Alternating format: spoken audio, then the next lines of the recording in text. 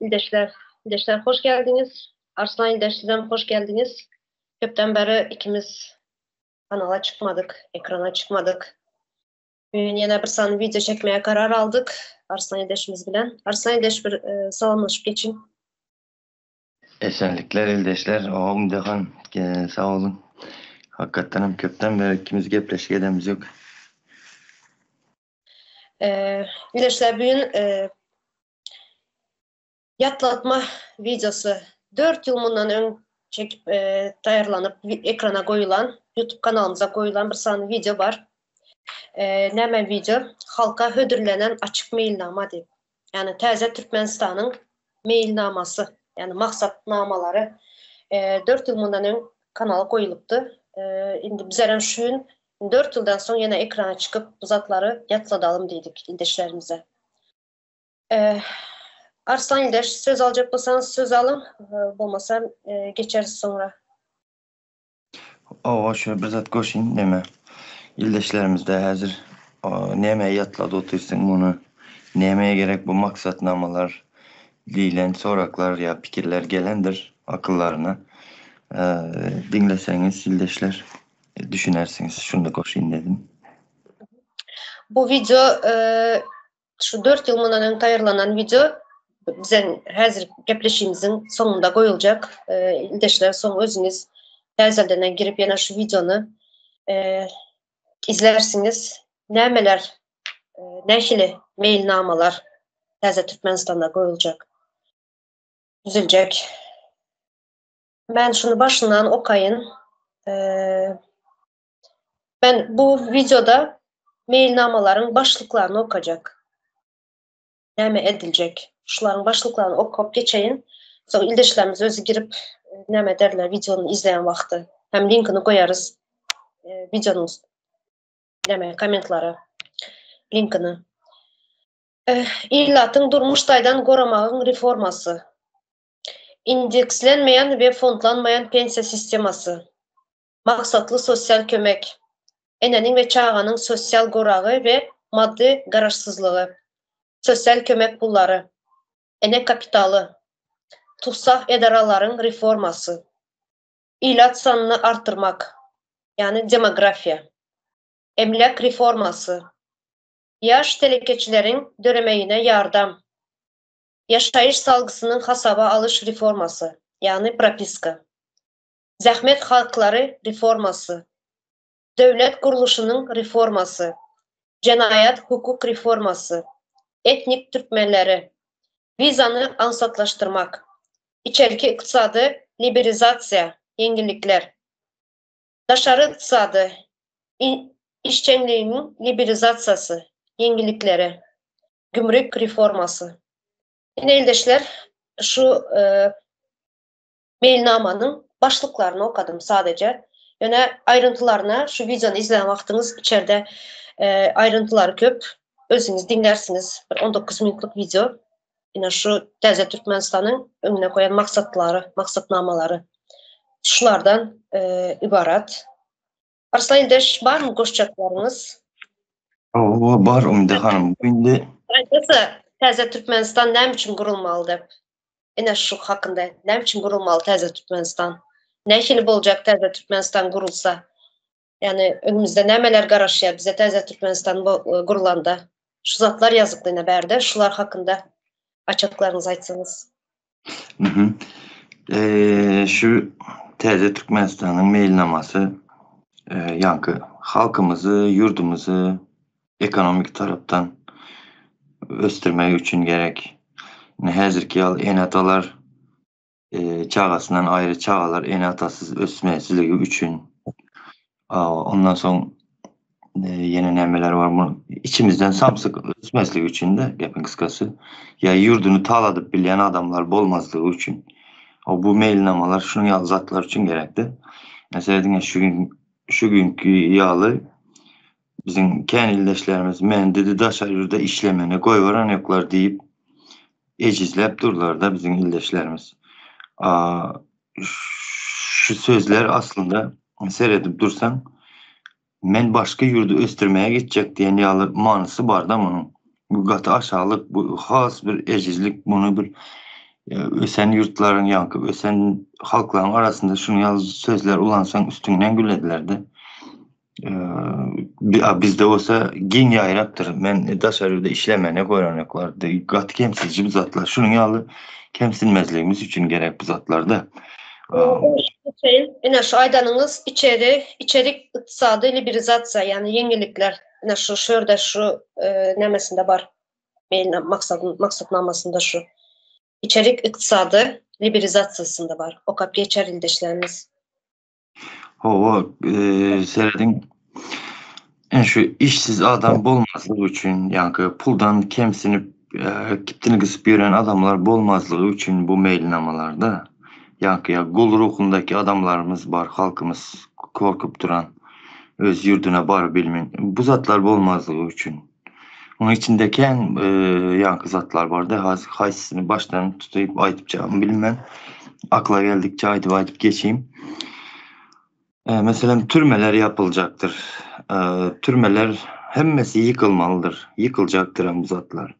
Yankı bir güne basılan adamlarımız var. Bunlar boşaltılacaktır. Ondan sonra biznesi elinden adamlar vardı. Bu adamların biznesi qaytarılıp verilecektir. Biznes edecek adamlar var. Bunlar iş yeri açadı da. Bu adamlara bu adamlar goldanacaktır mesela. Indi bu tema nime belirlemelerin her biri bir ayrı tema aslında da. Ayrı. İndi seyredin önüm öndüreyen adamların yankı yengil salgıtlar getirilecektir. Garaz yurdu hemme taraflayın östürmek var da bu maksatnamaların içinde. Yankı iş yeri önüm öndürmek hakkında bunun yalı soraklarınız bolar. İlleşlerde de bunu gön efirlerde yankı saparaların çıkışlarında soraklarınızı verebilirsiniz illeşler. Bunu yatladıp geçeyim dedim. Ondan sonra teze Türkmenistan'da yankı İslendik vatandaş İslendik yerinde yaşap bilir. Ya İslendik yerinde iş yerisini açıp bilir. İslendik yerinde işlep bilir özü. Şunun yalzatlar var bunun içinde. Bunda hanım maksatnamanın içinde. Ondan sonra Çağanın ve enenin nemesi sosyal gorağı, ene hakları, naşlar en hazır bizlerin hazırkine Türkmenistan'da ne çağanın ne enenin gorağı var. Hiçbir sosyal kömeği yok. Yine şu en gerekli zatlardan biri de düşünen ilatın sağlığı, ilat durmuşunun sağlığı, sosyal üçüncülüğü. Şu bizim enelerimiz, bizim gelin kızlarımız has ecizlettiler de bu hazırki rejim, hazırki sistemini korup yören adamlar. Bizim enelerimiz hem çağa bakmalı hem önelgesiz galotırlar. Çağasını bakacağını bilmedi. Ne işte dedi bunlar. Gaz hemme taraflayın. Kemsi dildi de bizim zenallarımız. Bu şizatlar olmazlığı için sağdın nesil ölmesi için hem fiziki hem akıl taraftan sağdın çağlar yetişmekliği için hem sosyal kömekler hem zatlar doğru düzgün olmalı da sonra yenim nemeler vardı. Yani Türkmenistan'dan göçüp giden illeşlerimiz vardı. Tapo diyor millettik kaysı millet olan diyeyim. Etnik Türkmenleri. Şurada şunun nemesi var koyulan. Etnik Türkmenler. Şoların Türkmenistan'a göçüp gelmesini, bulan yollarını açmak, hem taraflayın garaz şu siyasi bolsun, bolmasın, şolan emmesini qaytarıp gelmeli de yurdumuza adam yetişmeyecek. Çünkü edilmeli işler yurdu östürmemiz için adam sanımızdan köp olması gerek. Çünkü iş yeri adam tapımıydı. Tez Türkmenistan. Şonun yağlı yerleri var. Ondan sonra yankı zahmet hakları dedi de yankı forması. Zahmet haklarının hem yukarı olmasını arkayın Türkmenistan'da yaşap arttırıp yankı üşürüp bilmesi için şunyalı aylıklı işler, yani haklar bolacaktır. Ya da diyelim mənə 6 ayda mı, 1 yılda mı iş aylıklarını cemlep dünyanın islendik bir yerinde gidip dinç alıp gelmesi için mi, gezmeye gitmesi için yeterlikli bir aylıklı neme döretmeli de gepin kıskası olacaktır hem şunun yalı. Hazırki Türkmenistan sisteması, yani rejim 19. asırda yaşap yürən. Şu maksat mailnamaları okuyup dinlep tezelden nemettim de hafızamı tezeledim. Okuyup geçtim, yani dinledim. Şurada hazırki 21. asıra layık nemeler yazılan, maksatnamalar yazılan. Yöne bizlerinki hazırki durmuşu görsen, katı iza kalan, hiç bir taraftan haysı bilim sistemasını alın, sağlık sistemasını alın. Yani islendik bir kuruluşu alan vaktin hiç adam işlemeye hazır. Yani hazır bu maksatnamaları okadım. Katı govzatlar yazılan. Katı govzatlar hazırlanan, sağ olsun kemine, yani Merdan Muhammedov ildeşimiz var vakti. Şu zatlar yazılıp, tayarlanıp, yani halkımıza sunuldu. Yani bunu köp belki dinleyenen var, izleyenen vardır ildeşlerimiz. Yani hemmesine dem etmedi o zatları. 4 yıl bundan ön olan için. Ne için aydan 4 yıl bundan ön koyulan bu video. Şu vaxt 4 yıl bundan ön halkın gözü açılıp bir neme bol yetişmeyen vakti da daha uyanmayan vaxtları. Hazır indi halkımız, yani cemiyet gözü açılıp uyanıp başladı. Şimdi bu zatları şunun için üzerine ekrana ben Arslan İldeşimi çağırdım. Şurada çıkıp şu zatları tezeldenden, yani şu videolar tezeldenden koyulsun, ilatımıza sunulsun. Şu zatları yine de tezeldenden görüp Teze Türkmenistan'da nemeler olacak? Nemeleri önüne maksat edindi Teze Türkmenistan ilatımıza, yani cemiyete nehli kömek nemesi diyecek. Neme diyorlar? Peydası diyecek şu zatların. Şu zatları tezelemek için ekrana çıktı bugün. Şimdi hanım şu yak 4 yıl gideyen zaten hemen bizzat koşmak istedim de şu tayda illeşlerin ünsünüzü çekili oturan yeri şu 2021. yılın 30. yanvarındaki mailnama halka yayınlanan mailnama şu tayda kurucu meclisin ne desem aklına deyim de doğrusu şuna sinedendiriniz ya göz yetirendiriniz. Bu tayda yani devlet akıllı vardır. Özüm tecrübeli akıl vardır bu tayda. Şuna yani kurucu meclisin aklına ünsünüzü çekmek istedim. Sonra yine bir yerlikli geledi şunu aydıp geçsem. Yine şu zatları dinlemezliğiniz için, şu zatlardan uzaklaştırmak için, şu zatlara akıl yetirmezliğiniz için yani size 4 saattir, 6 saat bilmedim 7 saatla efir açıp güymep oturandırlar sizi. Sebep şu zatlar nece sizi uzaklaştırıp bilseler halkımızı yani hazırki rejimin ömrü uzaladı da. Ya hazırki rejimin arkasında, sahne arkasında oturup gel otanlar var, yaşap gel otanlar. Bunlar yine şu rejimi devam edecek olurlar da. Yani siz 7 saatla güyme oturan adamların hem edotan işi şu. Yani şu mailnamaları yaşamazlığınızı hazırki rejimin hem arkasında, sahnasının arkasındaki oturanlar var. Yine şular hükümet başında gücü elinden vermeyecek olup yani şunun için uzaklaştırdılar da sizi şu mailnamalardan. Kıskarak şunu koşun dedim Umde Hanım. Bu sistemi kovadıp oturtmak için misal için size sonra bu sistemi kovadıp oturtmak için neçe yıl gerek bolar? Sistemanı Umde Hanım kovadıp oturtturmağına ya ne desem kene vaxt gerek olmaz dep fikir edemem ama sistemanı go işlemesi için biraz akıl gerek, biraz tecrübe gerek, yankı tecrübe kimde gerek? Şu işleri edecek işlerimizde, halkımızda gerek oladı. Has doğrusu açsam bir ahlaklı yetişmesi gerekti. Hani hazırki yalı taşın aşağına elini koyman, siz düze de verin. Bizler sonunda çıkıp de bizlerim koşulup paramız diyen adamlar vardı. Şolarına işin ne derece bir ciddidigini, yurdun meselesi neyle bir ağırdığını göz yetirip şolara samimi olup gelip işlep yankı zatlar edip başlayan vakti şu sistemalar doğulu gücünde işlep başlayacaktı. Bu olmasa hazırki yalı şu sırçılığı edip verirseler tez Türkmenistan'dayım yine de nemede de.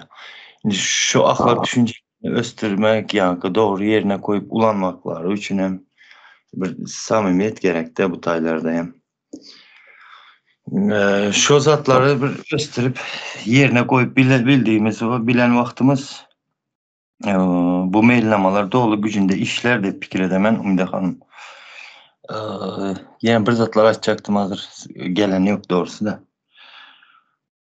Doğru geçtiniz. Buna sadece siz, ben ya da bir neçe ildeşimiz nemetmenden hemme toplum bolup el ele verip bu zatları, bu sistemanı yola koymalı.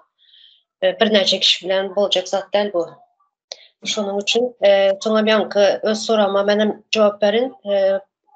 Bir şahs adam doğulan vakti bir yetişmesi için, şahs bulmak için azından bir 15-20 yıl gerek oluyor. Şunun için indi Təzə Türkmenistan kurulan son, Təzə Türkmenistan'da kurulan son doğulan çağları şu sistema ornaştırıp şu sistemani yola koyan son doğulan çağların bundan son yaşap bilerler bu sistemada. Nem için de hazırki Türkmenistan'dan yine yankı sizin aytışınız yalı ildeşlerinizi göreniz kümsük deyin. Şunu yalı diyen kümsük biri gelip edip vermeli yağla edip düşünüyorlar. Yani hem zat özümüzün elimizde.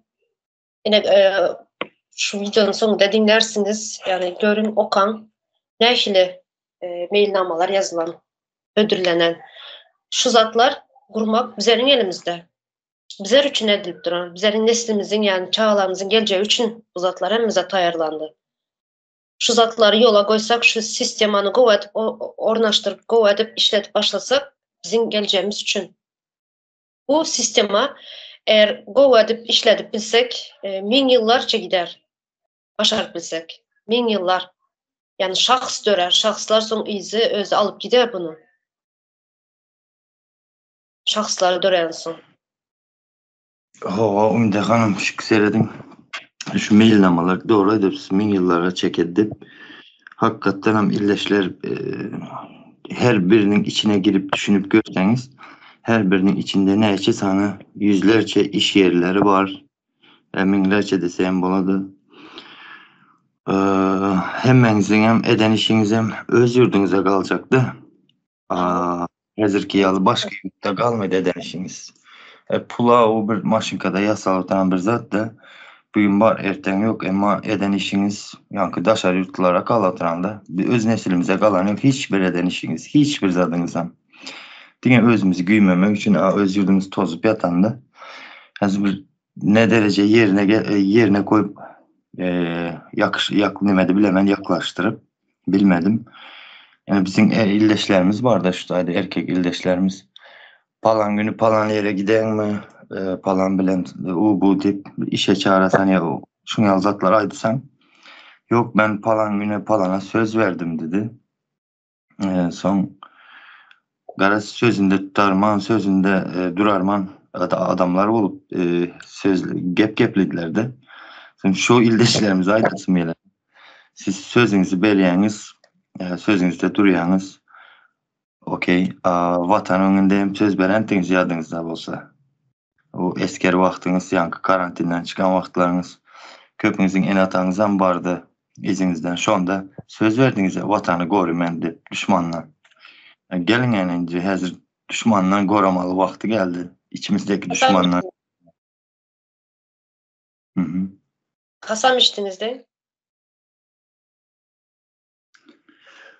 Şunu koşun dedim Ümide Hanım. Yankı ahlak meselesinde yurt meselesinde şonun yalı yerlere var.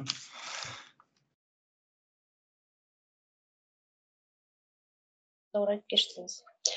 İldeşler şuradan şu mailnamanı koyarız hazır şu videomuzun izinden. Okan, görün, dinlen. Özünüz karar verin.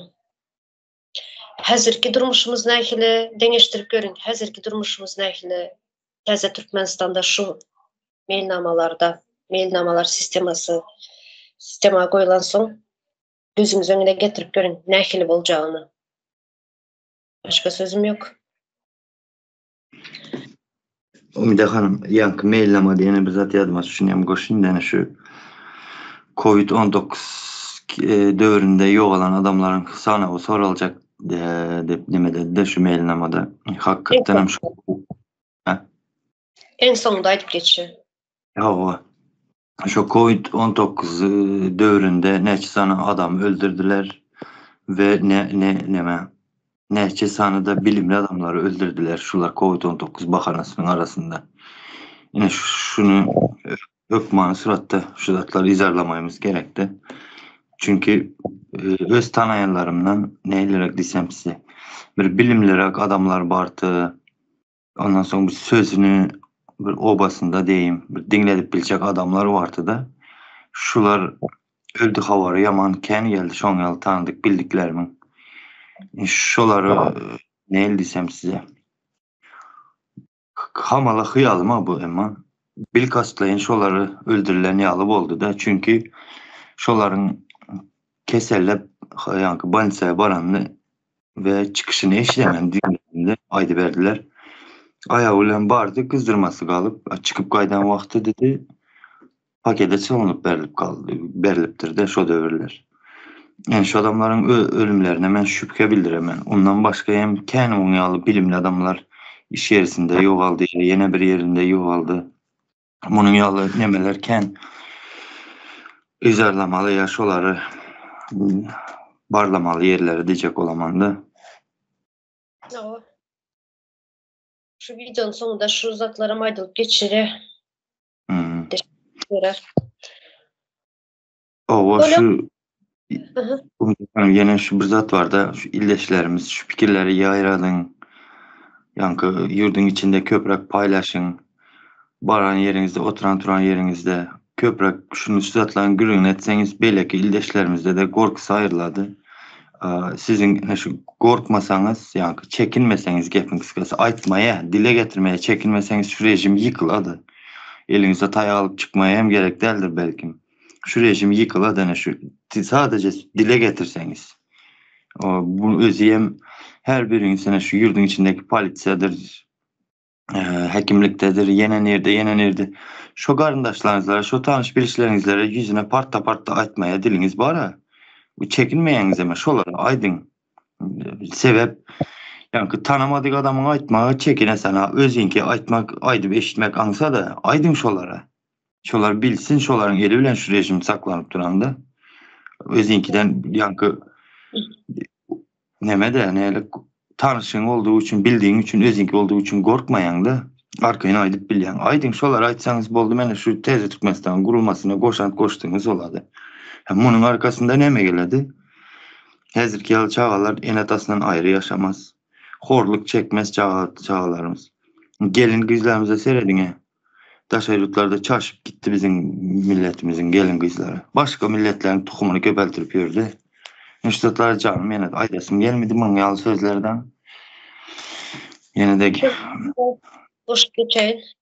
Yine yaşanlı her kim yani bunu hiç kim azatlığını elinden alma hakkı yok. Yani söz azatlığını alma hiç kim hakkı yok. Yani şu yaşayanlı durmuşunda bulup geçen zatları nähili horluklar gördü, nähili azaplar gören şu zatları aýdyp geçme hiç kim nämetmeye hak yok.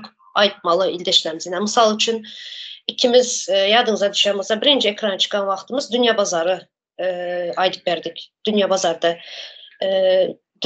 Dünya Bazaryň yananyny, soň Dünya Bazaryň gurulanana da ýalyp ýykylynçaly aýdyp başımızdan geçenleri aytıp verdik ikimiz. Nemşinden ikimiz hem şu dünya pazara çıkıyorduk. Dünya pazardan satıp şu yani durmuşumuzu günümüzü şu dünya pazardan görüyorduk. Bizer yağlı minlerce adam vardı şu dünya pazardan durmuş neme gören, gün gören. Şu zatları aytıp vermek neme değildir. Kanun bozayan olmayan şu zatları aytıp veren vaktin, doğru mu? Şu zatları bize dile getirdik. Yani ne için dünya pazarı yandı da? Ne için yıktınızlar şu dünya pazarı? Ne için neden binlerce maşkala bu dünya pazardan çörek yiyedi. Binlerce. Şu dünya pazarı yıkılan son mecbur yurtun dışına çıkmalı oldu ildeşleriniz. Çünkü gün göreli hiç satkalan yok Türkmenistan'da. Yani Çarjon'un özüne aydın ben Türkmenistan'a aitmayın. Çarjon'da gün göreli hiç satkalan yok dünya pazarı yıkılan son. Yani şundan sonra ilatımız yani adamlar yurtun dışına çıkmaya mecbur oldu. Şu dünya pazarı bar olsa bizlerin dünyalar hiç olmasa bir çöreğimiz tapı oturduk. Yine şu zatları dile getirmek kanun bozmayana dile getiren vaktim. Şunu aytma demeden düşündürecek bol ya. Yani yaşanınızı başınızdan geçenleri çıkıp aytmalı. Ben şunu koşayım dedim. O Ümide hanım neme bileriniz men ki vaqt oturup fikirlenemem şu dünya bazarçıları şunun yalı bir yerleri ben var. Seredin her etraftan, her yerden, her ilçeden ildeşlerimiz geletti de şu taydayım şu ilçelerin içindeyim in bir düşünceli, ukuplusu, iş başaracakları var. Toplanıp geletti de şu pazara. Çünkü ofitsial yankı nimesi registrasiya edikli 11.800 tümü şunun yalı bir telekeçi vardı. Fikir ediyorum şu 11.000 yankı 800 adamı çerçevenin içine yaratsan bütün halk ayağa kalıp biledi. Şu yankı ilatın içindeki gaymağı diyeceğim ben boladı şu gatlaktan korkanı üçünen pazarı yıktılar. Şu an yalı maksatlar yani vardı bu pazarın yıkılmasının arkasında. Sebep şu taydaki o sövdegerler hemmesi öz eli öz yakası yankı hiçbir yerde dil kıskaya şolara bağlı yeri yoktu hazırki rejime. Arkayın sövdesi var, pulu var, elinde yaşap gününü gör oturantılar. Yani şunun için hem yıktılar hep fikir edemem şu pazarı. O pazarçı ildeşlerimiz arasında barsa dinle oturan bolsa şolar özler oturup fikirlenip görsün. Yani sizin yankı bayağı oy bir kere ruhunuz bolduğu bolan üçün sizden korkuncusuna şu pazarı yıktılar. Bu yani bir yurttan terk ettirmesinin bir yolu da yani sizin yani şu yalı bizneslerinizler elinizden alındı da gelin şu bizneslerinizi dikeltmesi için yankı iş yerleriniz olması için hasta bir güçlüsü edilmesi için tez Türkmenistan'ı kuralım. Govyatlattığınız şu mailnamanın içinde şulan var ayrıntılarını okuyan vakti ildeşlerimiz göre şu elinden alınan emleklerini izne qaytarıp alma diyen nemesen var şurada okap görerler maddeleri. Ben bunu yatlatmamın sebebi yine başta şu dünya pazarı başımızdan geçenleri aytıp ekrana çıktık ikimiz. En şundan son sizem ekrana öğreniştiniz. Başta öğrenmiş bir nekilip olarak çıksam neme öğrenişen değil ben ekrana zaten şu biraz demedik durdunuzsa son şu dünya pazarı yani başımızdan geçenleri aytıp başlansın sizem ekrana öğrenişip şu zatlar yaşanılanınızı aytıp ekrana çıkıp başladınız. Ben ildeşlerimize şunu düşündürecek olayım. Yani berde başımdan geçenler aydıp ekrana çıkmasam hiç olmasa bir nekil bol haysi neme bolsam hat uğru bilenme telefonu uğru bilenme nira nekil uğradıp bilsem şunu yalaydıp başından geçenleri aydıp düşündürse bizler çıkıp aytsak hiç olmasa ekrana bu aydılmayın durmalı değil hep adamlar yurtun içinde hazır katı ehlenç zatlar bolup duran yurtun içinde bu zatları çıkıp aydıp vermeli, yüze çıkarmalı, bütün dünya dinlemeli, bütün dünya haberdar bulmalı Türkmenistan'ın içinde bulup duran cinayetlerden. Şuları şu maksatla ayttım, dünya pazarı hatırlattım size. Birinci ekrana çıkanımız şu hem hatırlatma videosu başta yani yatlama videosu bulan için şu önküleren biraz yatlayın dedim. Sizinle başta ekrana çıkanımızı. Hava asıl bugün özü temanın özü yatlamalar diyen yalı Ümide hanım öğreyen var doğru. Başta çıkanda bir kere al vurup sadedecek olasan bu zatlardan çekinmeyin ildeşler. Neyle gelse gelişi al aydı vermelidir o Beze neler. oturmaya bezeye gerek yok derdi. O sebep çünkü acı durmuşu yaş otanımız haka. Bunu dile getirmesek yaşamaya ne yalı olas. Bunu dile getirsek bu da kazatılsa oladı da elimizde. Fakt var. Yaşap duranımız hem hak. Yaşadıp dururlar aslında da bize. Yaşat otururlar şu acı durmuşu. Bizim ikbalımızı ütkede otururlar. Bunlar kim? Bunlar özleri bizim ikbalımızı ütkeder yalı. Bunu hem üstüne getirip dile getirmeyecek olsak bu yaşa tutanı bizler o zaman adam değil. Yerine gelemiz. Ama Şunu hem yatladık geçen yine 5 yıldan beri şu kanal var. HSM kanalı, Türkmenistan HSM kanalı. Bizleri dinleyen hazır teze dinlep başlayan eldeşlerinize maslahat şeklinde olsun. Belki köp zatlara düşünüp bilmeyiniz. Bizlerin aydan zatlarımızı bizler 4-5 yıldan beri ekranda bulamız. Çünkü köp zatlar aydıp, köp zatları dinleyip, köp zatları analiz edip öğrendik. Şunun için teze dinlep başlayan ildeşlerimiz köne videolarımızı, baştaki videolarımıza iyice kayıtıp dinleyip erinmeden, vaxt tapınca azıcık bolsayan şu köne videolarımızı dinlese biraz düşünüklü bolar dep nemeden. Yine şu halka hödürlenen açık mailnama diye şu 4 yıl bundan ön koyulan yine izde kalıp giden de şu yıl çıkıp tezildenden şu ildeşlerimize bir yatlama şeklinde bir nemeden ekrana çıkıp aydalı dedik de Arslan ildeşimiz bilen şu köne videolarım dinlen vaxt tapınca. Çünkü katıgı uzatlar aydılıp kemine ildeşimiz var vaxtı. Son aydın ildeşimiz vardır vaxtlar aramızda. Şu zatlar katıgı edip düşündürüp Saparağa, Halmuratağa go edip düşündüren videoları var. Şuları dinlen erinmeden. Ene şu vaxtı bizlerin maksadımız näme? Teze Türkmenistan'ın maksadı näme? Ene şu vaxtı düşünüp ornaştırarsınız aklınıza. Şunu aydın var mı başka açacağız? şu aydılmadık zaten kalmandır doğrusunu açsam. Şu öten. Binlerce. Ya 2000'e yetendir belki videolar.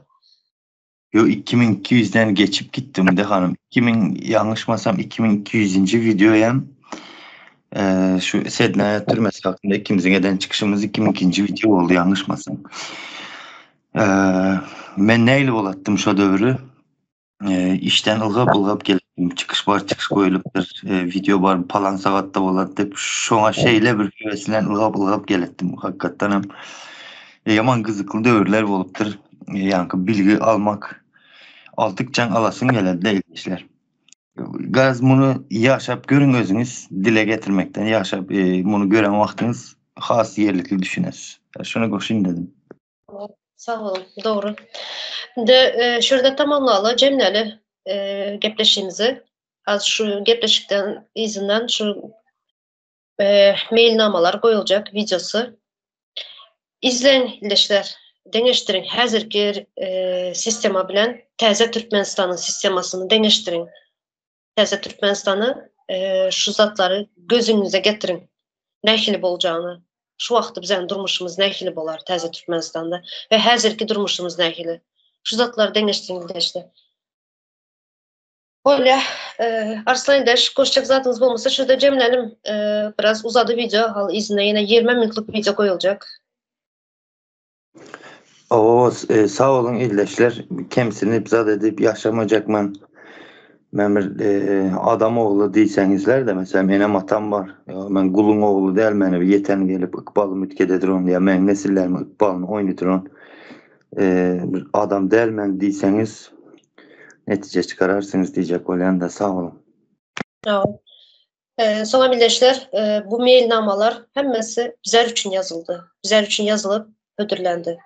Şundan dikkatinizi çekmek istedim. Neslimiz için, çağlarımız geleceği için ödüllendi. Ayarladım. Böyle ildeşler köp sağ olun. Bindiki gepleşikte görüşürüz.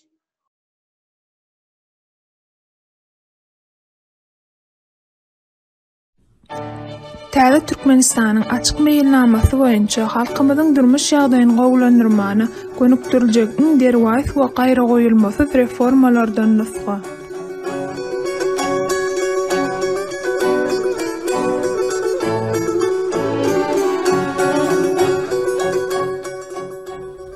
İlatı durmuş taýdan goraman sosial reformasy, indekslenmeyen we fondlanmayan pensiya sistemasy, köp taraply büdjet, sosial kömekleriniň monetarizasiýasy, pensiya haklarynyň möçberi iň azyndan $100 bilen milli manatda bolmaly. Kesgitli kriteriýalardaky döwlet kömegine mätäçleri ýüze çykarmak meýilnamasyny döretmeli. Maksatly sosial kömek, enäniň we çağanyň sosial goraw we maddi garaşdyrlygy, yarım maşgallalar, ýagny bir ýa-da bir näçe çağı ene atasynyň diňe bir tarapyndan ýa-da diýri galan garnaşlar tarapyndan ýa-da ýaşy boýunça ulu çağı tarapyndan terbiýelenýän bolsa, beýle maşgallalar dolu döwlet üpçünçiligini alınýar we jaý bilen üpçün edilmelidir. Sosial kömek pullary işçilik boýunça döwletiň maddi gollawy 3 aýdan 6 aýa çenli bolup, şol wagtyň dowamyna işçidiň we yerli häkimligiň özara iş gözlek baglanşygynyň bolmagy, ogurlugy, gyrlygy, alýan maşgalanyň dolu kriminal, psihiki we maddi talaplary boýunça güwälerinden geçmegi mexanizm işlenip düdüldi.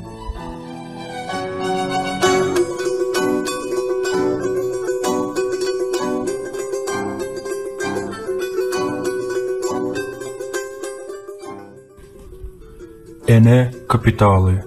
Maşgalada 3 ýa-da köp çağı bolan halatyna her çağı başyna her aý $200 Türkmen manat bilen bazar bahasyna göre kömek puly tölenmeli. Kamillik ýaşyna ýetýänçe çağlaryň terbiýeti enelik zahmet stajy hasaplanmaly. Eger çağa terbiýeti kakasy ýa-da ýakyn garnaşyna düşen bolsa, onda zahmet stajy onuň adyna ýazylmaly.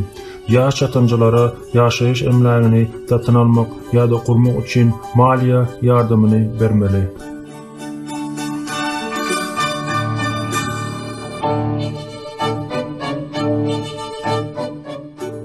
Tüzek edaralarynyň reformasy, azatlykdan mahrum edilenleri jinsi zorluk we pedofiliýa jenaýetlerden başga boşatmaly mehanizmi işlenip düzüldi.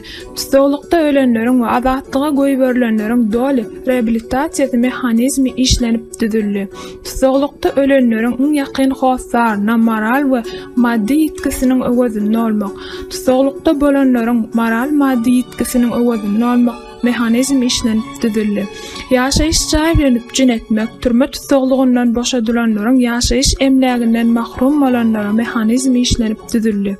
Tüzek edaralaryň sanyny kemeltmek, neşekeşlere we alkogol baglylygy bolanlara sagaldyş ýardamlygyny berilmegi dol ýola goýulmaly we azatlykdan mahrum edilmeli däl mehanizm işlenip düzüldi.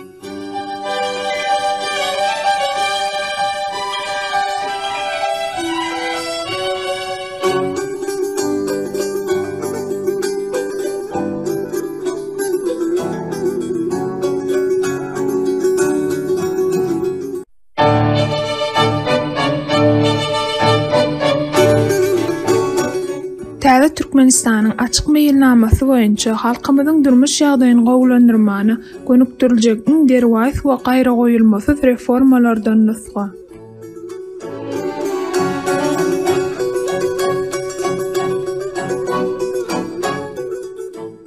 Ilat danyny artdyrmak.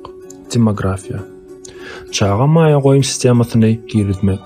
Her aý her çağa başyna $200 möçberine töleňi girizmegi milli manat bilen bazar kursy.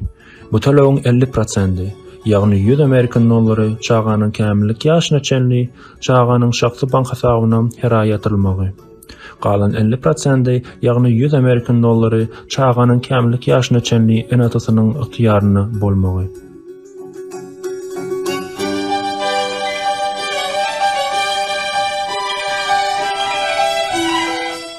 Emlak reformasy, özbaşlyk salynan ýaşaýyş desgalaryny kanuna laýyk resmileşdirmek we hususy kitaplar bilen üpjün etmek.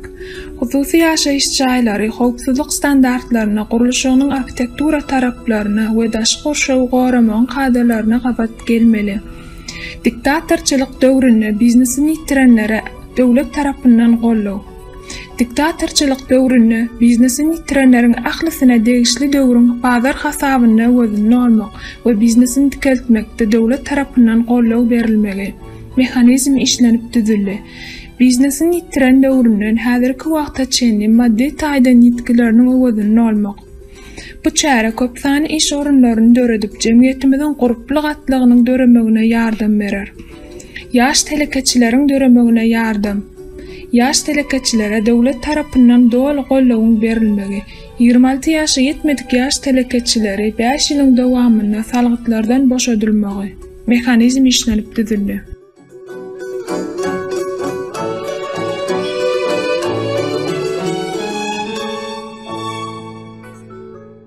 Yaşaş salgysynyň hasaba alyş reformasy, propiska.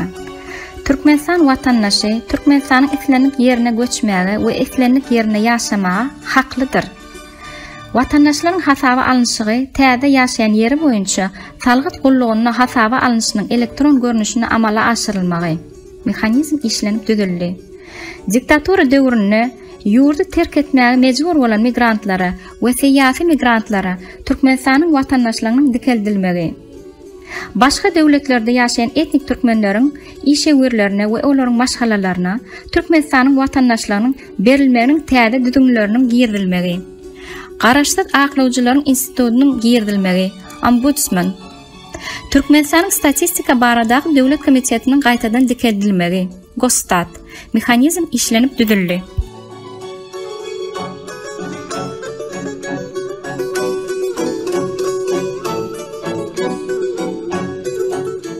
Zähmet hakları reformasy. Zähmet kontraktları işverjiniň tarapyndan düzülmegi bilen işverjiniň we işgär tarapyndan dol berja edilmegi. İşverjiniň kontraktynyň adynyň 6 aý dowamlygyň bolmagy we işgäriň ähli hukuklarynyň berja edilmegi. Türkmenistan watandaşynyň zähmet hakynyň döwlet salgydyndan öň adynyň $1200 bolmagy, milli manat bilen bazar hasabyndan kesgitlenmegi. Tejribeli we ýaş ustadlaryň zähmet haklarynyň döwlet salgytlaryndan öň adynyň $2500 bolmagy we milli manat bilen bazar hasabyndan kesgitlenmegi.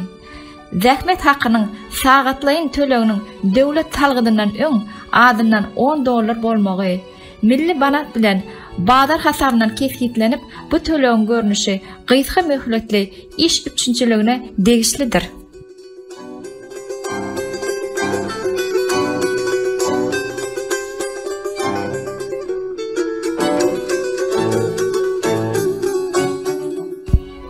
Döwlet guruluşynyň reformasy. Ministrlikleriň sanyny azaltmak. Bir näçe ministrlikleri döwlet agentliklerini we şo sanyny döwlet birjasyna ýatyrmak. Döwlet guruluklarynyň sanyny 40%-a çenli azaltmak. Döwlet guruluşynyň işgär düzüminiň 50%-a çenli azaltmak. Ministrlikleriň işgär sanyny 35%-a çenli azaltmak. Edaralaryň içindäki bir megdeş wezipe funksiýonlarynyň sanyny kemeltmek. Döwlet işgärleriniň aýlyk haklaryny 15%-a artdyrmak. Döwlet aparatyna köpçüliklerini başarjyň usat ýaşlar çekmek. Ministrler orta möhletli maksatnamalary geçirmek. Iqtisada azatlyň aktyny kabul etmek bilen watandaşlaryň gatnaşmagyny tutuş ýurt boýunça dörediljek salgyny kesgitlemek.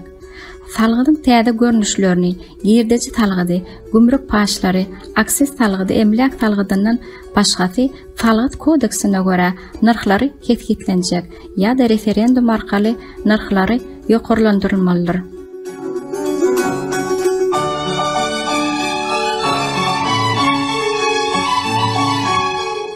Makroiqtisady görkezjileriň şäkleri. Jemlenen büdjet çykdyjylary jem içerki önümiň 30%-dan ýokary bolmazlygy.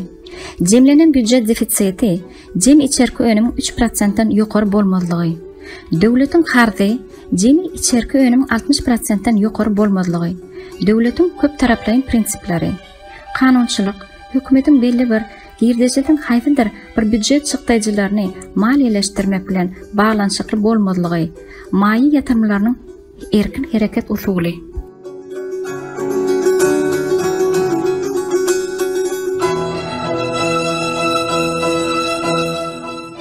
Biz öz milletimize hödürleyen programmamyzyň Türkmenistanyň 1924-nji ýylaky konstitusiýasynyň uğralyp Türkmenistan döwletiniň adalatly, kanuny we dünýäwi döwleti bolup 21-nji asyra aýgytly edin bilen girmek üçin şu agdalanlaryň möhüm reformalaryny bellep geçdik.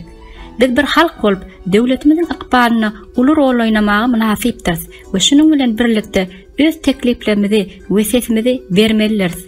Sizin sesiniz sizin ata mekanyňyz üçin wajypdyr.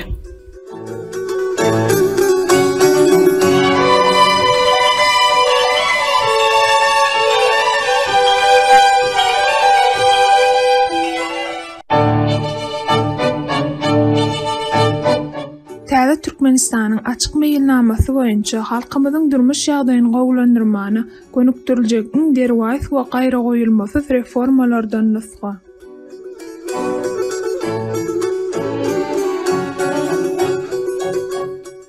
Jenayet hukuk reformasy. Guramaçylykly jenayet, korrupsiýa we reket baradaky kanunyň kabul edilmegi.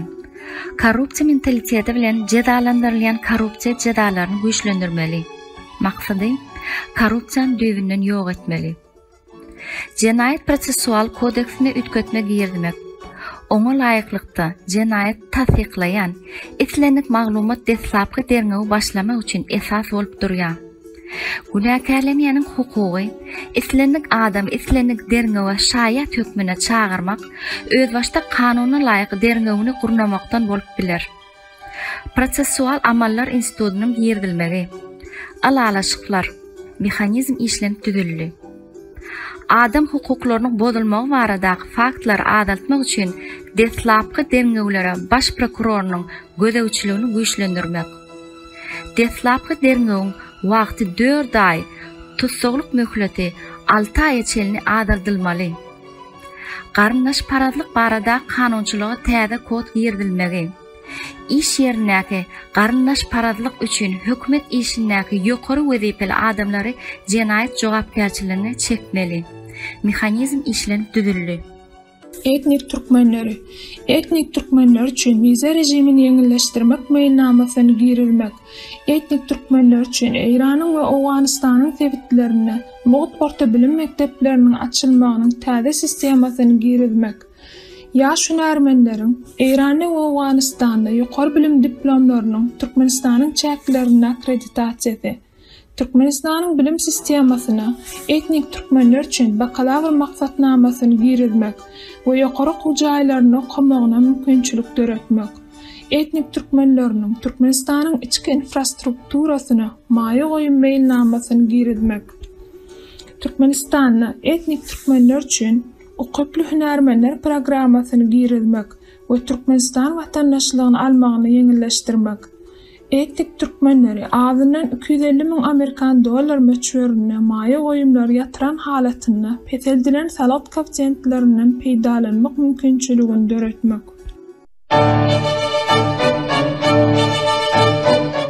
Täze Türkmenistanyň açyk meýilnamasy boýunça halkymyzyň durmuş ýagdaýyny gowlandyrmany gönükdiriljek iň derwäs we gaýra goýulmasy reformalardan nysga.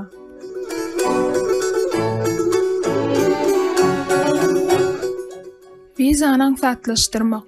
Raýatlar üçin viza rejiminiň ýatyrylmagy adam başyna düşýän jemi içerki önümi 10 000 Amerikan dollarynyň ýokary.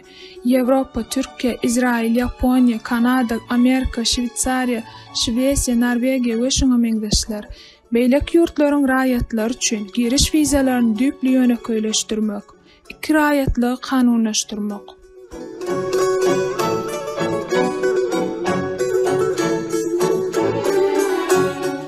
İçerki iqtisadi liberalizasiýa, ýeňillikler.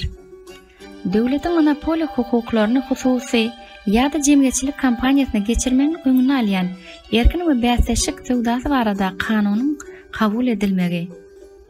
Täze rehmet kodeksiniň kabul edilmegi. İş berjileriň öz islegleri we alalaşyklar boýunça şertnama düzüp bilmegi. Ähli gödäwçilik edici edaralaryň monopoliýasynyň aýrylmagy. Tozmokly kanuny kärhanalary bankrot etmeň tertibiniň ýöneköýleşdirilmegi. Standartlaşdyrma we şahadatnama reformasy. Hökmany şahadatnama berilýän haritlaryň sanawyny ýatyrmak düzgünlüğüne girilmek. Haritlaryň teknik kadalary laýyklykda bahalandyrylmagy. Ösen ýurtlaryň tekniki düzgünleriniň türkmen bazaryna ulanylmagy. Daşary ýurt sowda standartlarynyň ulanylmagynyň ýeňleşdirilmegi. Daşary ýurt metrologiki barlygyny iqrar edilmegi. Daşary ykdysady işçiligiň liberalizasiýasy, yeňillikler. Daşary ýurt maýy goýumlaryna çäklendirmeler aýyrmak. Dünýäniň beýleki ýurtlary bilen erkin sewda gatnaşyklaryny ýola goýmak. Esasy sewda hyzmatdaşlyk bilen erkin sewda şertnamalaryny ýola goýmak.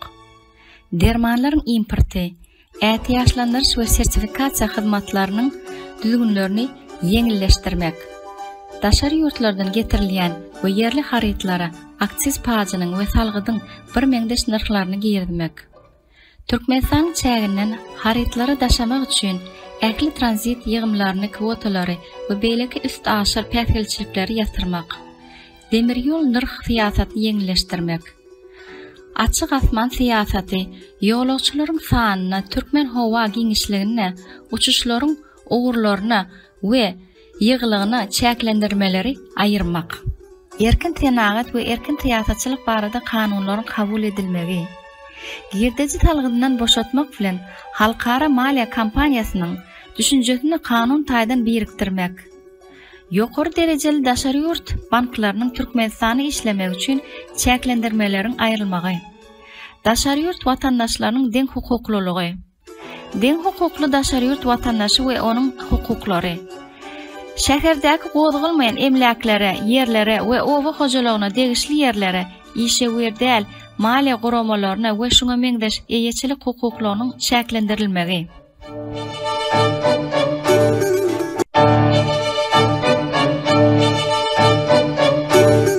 Täze Türkmenistanyň açyk meýilnamasy boýunça halkymyzyň durmuş ýagdaýyny gowlandyrmany gönükdiriljek iň derwäs we gaýra goýulmasy reformalardan nusga.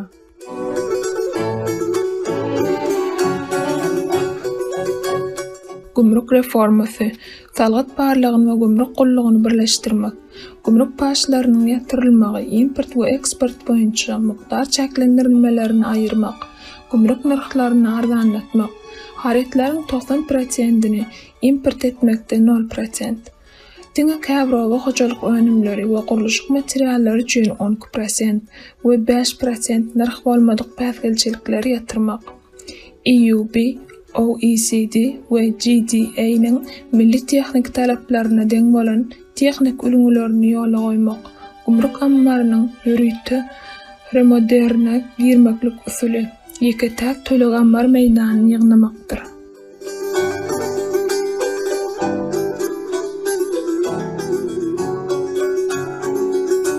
Türkmenistan'da COVID-19 zerarlarından çıkanların maşgalalarını häzirki döwlet tarapyndan maddi kömegini ýola goýmagyny talap etmek. Türkmen hökümeti tarapyndan COVID-19 Türkmenistanyň içinde barlygyny halkara derejesinde tasdiklamagyny talap etmek. COVID-19 zerarly adam etkilerinin gizlilikde saklanan üçin häzirki Türkmen hökümetiniň günäsini resmi taýdan halkara guramalarynyň dikkatyna ýetirmek. COVID-19'a degişli ähli öňüni almak çärelerini Türkmen hökümeti tarapyndan guramaçylykly ýürüdilmeginiň talaplarynyň ortaga goýulmagy. UNIFES we başga halkara guramalarynyň Türkmenistanyň halkyna niýetlen ähli kömeginiň Türkmenistanyň ähli günjeklerini mowt paýlanmagyny talap etmek. Ýokarda agzalanlary belläp geçmek bilen biz Türkmenistanyň halky hemme wajib meseleleri halkara guramalaryna ýazy ussy bilen hasabat berenligimizi nykdap geçýäris.